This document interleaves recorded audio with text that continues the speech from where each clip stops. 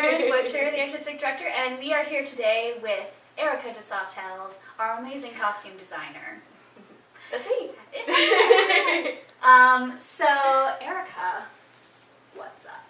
So we just want to talk to Erica a little bit today about how she got into costume design and her designs for Sense and Sensibility. So Erica, maybe just start, do you want to tell us a little bit about your background and how you got into this wonderful, wonderful field of yours? Yeah, I took a kind of non-traditional route to get to theater, or more traditional for costume designers, I guess, in that I majored in fashion design because I thought I was going to be Vivian Westwood when I was in high school.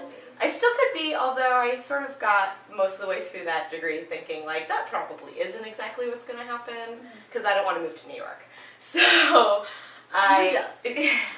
And so I had been to, I never wanted to do theater. The theater kids at my high school were all jerks. But I was a dancer, and so I do have like a strong performance background, and I did like performing, and I liked costume day when we would get our dance recital costumes, and like that was really exciting to me, and I was always playing dress up and doing all that kind of stuff, but I never thought I wanted to do theater. And then I went to see the Boston Ballet Nutcracker when I was a freshman in college, and I thought, I would do that. That's cool. And made it my goal to become an intern at the Boston Ballet so I could learn more about how you make costumes, especially the super cool costumes that they make there. And so then I got the internship and I did it, and I thought, I like this more than fashion. And I never thought I was going to be a designer. I was like, no, I'm not going to be a designer. I don't want to be a designer. I'm not going to be a designer. Famous last words. Famous last words, and then I ended up getting involved in a couple French shows here in Boston, and somebody said, do you design? And I said, sure. And then when she said that, we never I faked it till I made it, and here I am. Why did you choose to come on board with us? What interested you in our company and in this particular piece? So I've been waiting for the right show to come around to work at a Maiden Phoenix show. Yeah, it was just like the right time, the right place. I really wanted to work for Maiden Phoenix because I think that you guys are one of the most supportive of designers, and especially costume designers. I know because of your background and what you do for a living, which is what I do for a living.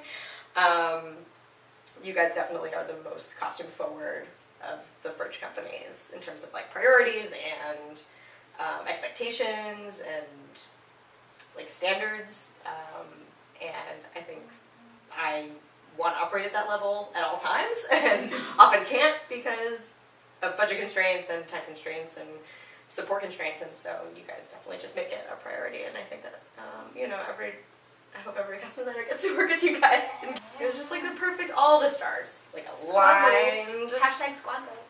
Yeah, seriously, it's all my squad goals. I'm not an Austenite, even though I think I come off that way. Like a lot of people think that I like read a lot of Jane Austen. I've never read a Jane Austen book. It's never been something that I like movies. And who doesn't? Who doesn't? Oh my gosh. Keira Knightley, her cheekbones. So much Everything. I do really like all of the gossips, all of the sort of like ensemble-y, like townspeople characters, partially because they pose just technically a lot of like problems to solve in terms of like how we make them sort of look the way we want them to look and how they like interact with the rest of the world, and differentiating the sort of like ensemble with the characters and thinking about that.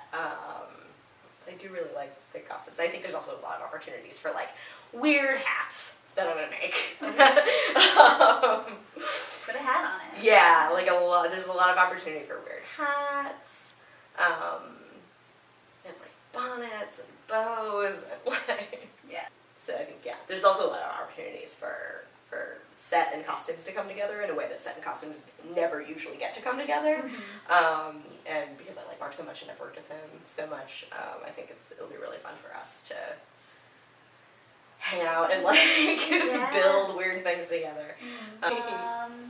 So tell us a little bit about your process for Sense, what your inspirations are and where you're going with your design.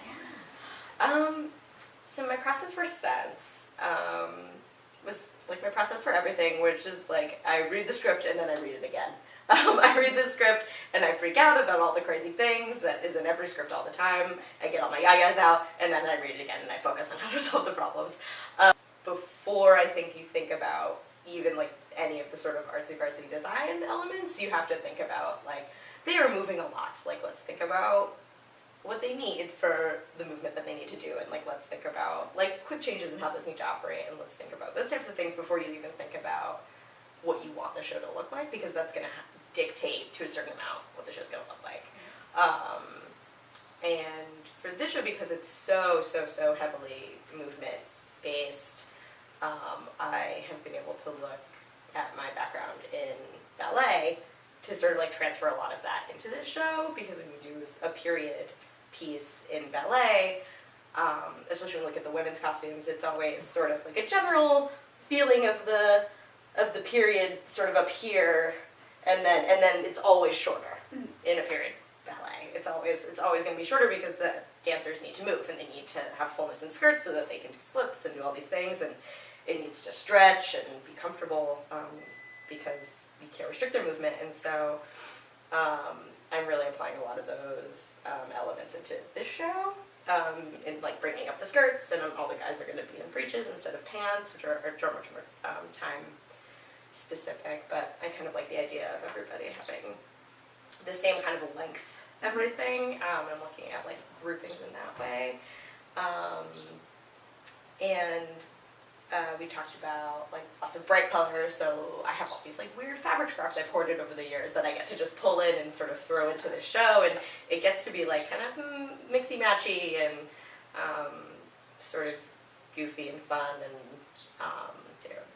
really just focus on what the show needs, because that's I think what's really important. The show is the most important as opposed to the time period. Yeah, absolutely. And yeah, the show needs a lot of movement, a lot of comfort, and a lot of like fun, effervescent, light feelings. Mm-hmm. So The costume budget for this piece is a little higher than what normally Fringe would do, because seeing as I'm a costume person too, I really understand that like if you give a costume designer a little bit more leeway, they're really allowed to do a lot more.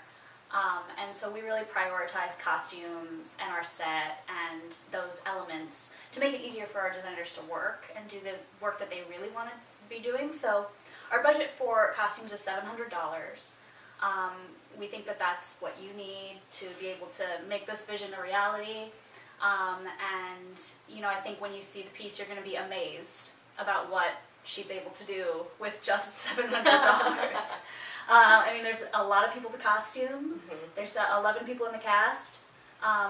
Almost all of them have at least 2 iterations of their costume, I think. Characters, yeah, Because everybody plays multiple characters. So really she has to come up with at least 22 different looks. Costumes.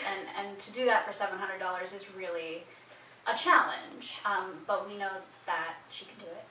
So, you know, that's why the budget is the way that it is, and I hope that, you know, you're inspired to support us and support Erica in her work, and we can't wait for you to see it. It's going to be awesome.